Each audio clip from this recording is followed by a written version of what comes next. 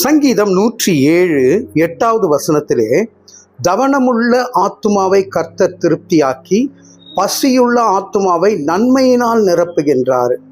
தவனமுள்ளனா என்னன்னா, வாஞ்சையோடு இருக்கின்ற ஆத்துமா. உங்களுடைய ஆசை, உங்களுடைய வாஞ்சை, உங்களுடைய ஏக்கம், உங்களுடைய கதறுதல், உங்களுடைய எதிர்பார்ப்பு என்ன என்று கர்த்தரிடத்திலே நாம் சொல்லும்போது கர்த்தர் அதை திருப்தியாக்குகின்றவராய் இருக்கிறார். ஒருவேளை உங்களுடைய ஏக்கத்துக்காக ஆண்டவர் செய்கின்றவராய் இருக்க மாட்டாரு, உங்கள் ஏக்கத்துக்கு மேலாக செய்து திருப்தியாக்குகின்றவராய் இருக்கின்றார்.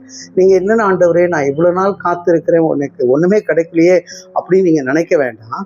நீங்க நினைச்சதற்கு மேலாக, நான் நினைப்பதற்கும் நான் எண்ணுவதற்கும் மேலாக, exceedingly and abundantly, more and over என்று சொல்லி தேவன் நம்ம திருப்தியாக்குகின்றவராய் இருக்கிறார். அடுத்தது பார்க்கும்போது, பசியுள்ள ஆத்துமாவை நன்மையினாலே நிரப்புகின்றவராய் இருக்கிறார்.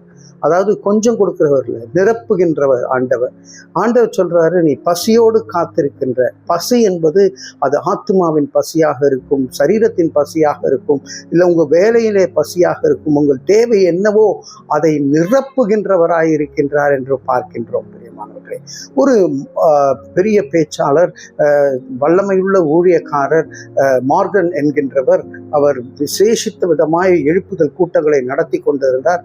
முதல் நாள் கூட்டம் முடிந்ததுமே ஒரு வாலிப பிள்ளை அவரிடத்திலே போய் கேட்டாலாம், ஆண்டவருக்காக நான் ஏதாவது செய்ய வேண்டும், எனக்கு வாஞ்சையாக இருக்கிறது என்று சொல்லி கேட்டாலாம். அதற்கு அவர் கேட்டாரு, உன்னால என்ன செய்ய முடியும் அப்படின்னு கேட்கும்போது, உன்னிடத்துல என்ன இருக்குன்னும் போது, என்னிடத்துல ஒன்றுமே இல்லையே அப்படின்னு சொல்லும்போது, நீ பாடுவியா அப்படின்னு. நான் பெரிய மீட்டிங்லாம் பாடினதில்லை, நான் ஏதோ பாத்ரூம் சிங்கர் அப்படின்னு சொன்னதுமே, சரி நீ வா, நாளைக்கு இந்த என்னுடைய பிரசங்கத்துக்கு முன்பதாக நீ பாடல் ஆராதனை இருக்கும், அந்த பாடல் ஆராதனையிலே பாடு என்று சொன்னாராம். அவர் பாட ஆரம்பித்து அந்த பிள்ளை பாடி அந்த நாள் முடிவுக்கு வந்தபொழுது நிறைய பேர் ஜெபம் பண்ணும்போது வந்து சொன்னாங்களாம், அந்த பாடல் ஆராதனையிலே பாடல்கள் எங்களை தொட்டது என்று சொல்லி வல்லமையுள்ள ஒரு பாடல் ஆராதனை செய்கின்றவராய் கர்த்தர் மாற்றினாலாம்.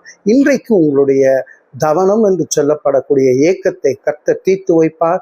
கர்த்தர் அவர் செய்கின்ற காரியத்தை உங்கள் மூலமாக வல்லமையாக செய்து முடிப்பார்.